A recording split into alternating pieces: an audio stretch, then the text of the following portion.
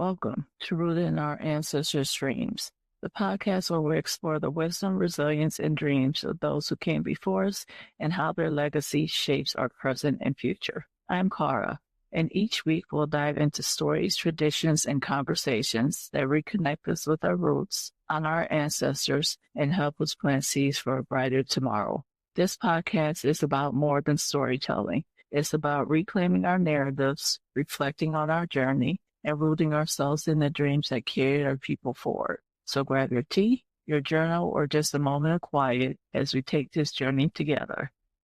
Today, we're thrilled to welcome Tamicka Monson, who is at LCPC, a licensed clinical professional counselor at Monson Counseling in Kansas. Today's topic is the effects of incarceration on families and communities. Thank you so much for joining us today, Tamicka. And to start, what does being rooted in our ancestors' dreams mean to you? Yeah, so I see the rooted in our ancestors' dreams, meaning I'm the product of my ancestors' wildest dreams, and their sacrifices have helped me get here, whether it's the hard work ethic, the emotional sacrifices they've taken, and just the overall experiences they've had have gotten me to where I need to be. I love that. I love that. So today's topic is incarceration families, and we hope to shed a little insight on how it affects communities, families, and also the person that's incarcerated. How does incarceration affect children differently depending on their age and stage of development? Yeah, so as they're little, under 2, they definitely are, they believe in object permanence. So a lot of times they want to see their caregivers, even if they are incarcerated. So a lot of times, having an emotional connection, whether it's, face to face or voice to, on the phone, via video, things like that can help them with establishing a connection if it's safe to do so. And as they age, explaining to them, the differences and how incarceration has impacted them, whether it's, logic, they lack the logic. So giving them, language development, things like that from 2 to 7 can be helpful. Age appropriate information, like explaining to them where daddy is or where mommy is, can be helpful for them. And as they get older, maybe 7 through 11, they're able to develop that logical reasoning a little more. So understanding, how others' point of views are, and how that's impacted with them, having appropriate conversations with them about how incarceration impacts them. And as they get a little older, maybe 12 and up, explaining to them consequences, things like that. So it really impacts different stages of development, based on what I would consider Piaget's model, and how that kind of focuses attention on how to maneuver through life. So when they're starting off younger, like I said, I'm making sure that they can see their incarcerated loved one, and as they get older, maybe explaining to them how to communicate their differences and things like that, because they're, really malleable and as they're under 18. And so it's important for them to understand the aspects of incarceration, but more so get the help they need, because a lot of times they're struggling in school. If they're at school age, they're struggling at home. They're struggling with trauma. They're struggling with adverse childhood experiences, because we know that that's an impact of having an incarcerated parent. Absolutely. Thank you for that insight. Can you share a story or example that illustrates the hidden ways incarceration ripples through a family system? Yeah, so I had a kiddo, a couple kiddos actually, working with the family system. And in this situation, dad went to jail, and so mom had to take on the burden of financial responsibility, taking the kids everywhere, taking kind of both mom and father situation. And so it really rippled through their household, because incarceration impacts so much, especially financial aspects. And I believe in this situation, mom went from not being the sole provider to being the sole provider. So it just rippled through the whole family, not to mention losing a loved one for a period of time to incarceration. So there was a lot to deal with while having kids, and trying to cope with school and things like that as well. Thank you. Thank you. Um, in your work, what are some of the long-term relational challenges that emerge for families after a parent or partner returns home? Yeah, so I see a lot of times the shame piece being a factor in long-term relational deficits, whether that's the person who's not incarcerated feeling guilty about not supporting the incarcerated person more, or the person who's incarcerated feeling the shame, or the kids in the situation feeling the shame of the incarcerated loved one because people are at school asking, where's your where's your loved one, and not understanding, like, some kids don't have that ability to talk about it or don't want to talk about it. And so a lot of times it's the shame piece that is keeping the family from connecting, especially if there's not mental health resources or resources that really support the um, family dynamic. You know, when you speak of that kind of stuff, how often is it, I wonder, do families overcome all of the obstacles that you mentioned? Yeah, so I think it depends on a lot of factors. I think it depends on community-based support, like having a faith-based community if they so choose, or having other supportive community organizations, having familial support, having resilience within their family dynamic. So if they have like a strong family dynamic that can help come along and support them, whether that's move them, from one place to another, or help them with just financial components. I think that makes a big difference in being able to be resilient in times of struggle, especially with incarceration. And those who have more of that support, especially mental health resources, are able to get the help they need. And so it really just depends on the support that they have. And that's such a big thing. I know I keep saying support, but it's such a big thing to have a strong community of support, because they can't do it alone, especially going from, two incomes to one, or one main income to now the person has to switch incomes, or just the sheer shame and pain that comes from having to support a loved one who's incarcerated. Yeah, I definitely understand. I used to work with juvenile offenders, and the recidivism that we see is usually because they go back into the same community that they came from. And when they're inside or in the detention center, they have a little bit more structure and more support. And I think that's really important because even when we link them outside, it's still a struggle because of the lack of resources, or the support just is not adequate, Hmm. Yeah. especially Yeah. within a school or family, because the family often needs a lot of help as well. There's often mental health or substance abuse issues within the family that does not support rehabilitation. Hmm. Hmm. Yeah. So having a community that can come alongside them and show them a different way is important to reduce recidivism and to really stop incarceration from being generational to intergenerational. Yeah. How do issues of race, poverty, and systemic inequities magnify the trauma of incarceration for certain families? Yeah, so with race, a lot of times there is a income discrepancy once people, return from prison or jail.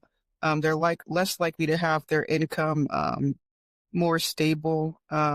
They're less likely to be more incarcerated by over policing in situations. A lot of times so technical violations occur. And that's the reason for people being incarcerated or sent to probation or parole. A lot of times, with poverty, they're less likely to recover from financial discrepancies. And so a lot of times, if they're already in poverty, it forces them further into poverty because of things like there used to be expensive phone calls. Now they're more reasonable, but still, if you're in poverty, it's hard to do that. Your incarcerated loved one can be anywhere in the state. So, they could be moved from very close to you to very far away. So you're having to spend money to go and see them. And just a lot of, putting money on commissary, trying to support the loved one who's incarcerated and support your family who's on the outside. So it just thrusts people further into poverty. And not to mention, things like detention centers for people who aren't even accused or convicted of a crime simply because they're refugees or things like that are happening to communities of color, minority communities, and impoverished communities.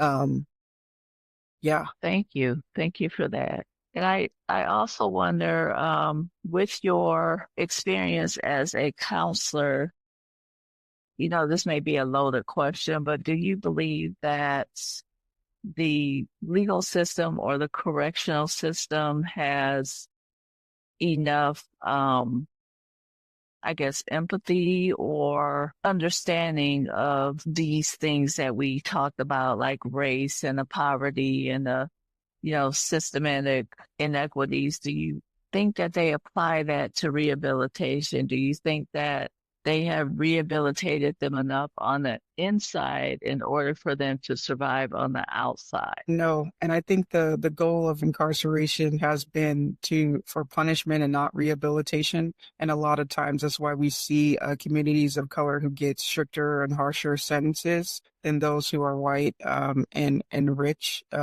They just simply don't recover. They don't get the help they need on the inside, and then they don't get the help they need on the outside. Because the goal has been for punishment and not to rehabilitate. Yeah, that part I think is a travesty, because I think if, those systems work hand in hand with, the counselors and social workers, I think that we would have more people rehabilitated and motivated to stay out rather than recidivism being, just part of them, just part of their, I guess, lifeline. They go in, they come out, they go in, they come out, and it's still a struggle to I think they become institutionalized after a while. Yes, yes. That is definitely something that happens a lot of times with people who are incarcerated is they learn to be comfortable with being on the inside. Yeah. And it's a definite mindset, because everything is a hustle and everything is, I think they lose a bit of their humanness when they keep going back inside. Mm-hmm. They lose that lust for life or that motivation to do better because it's so hard. Mm-hmm. Mm-hmm. From a therapeutic lens, what are some of the key interventions or supports that help family heal and rebuild trust? What do you think are ways that the family can lean on a community or kind of develop those tools to be able to survive? Yeah, so I think about just the hierarchy of needs. First and foremost, we have to meet the immediate needs of food, shelter, clothing, and helping and having a community that supports that in the short term is most important. And then addressing things like mental health, despair, shame, things like that, can be a big benefit factor in helping the family not fall into the shame that they can, so easily fall into. Thank you. From your experience working with the individual that's incarcerated, what are some things that you see that are harmful for integration into the community and the family? Yeah, so I technically don't work with individuals who are incarcerated. I work with formerly incarcerated individuals or individuals' families. So from that aspect, I see a lot of, like we mentioned, community deficits, whether it's being around people who aren't very helpful for them. There's the barriers of finding jobs because of one's incarcerated status or formerly incarcerated status. There's the low income that, could come from that, as well as not having a solid support system.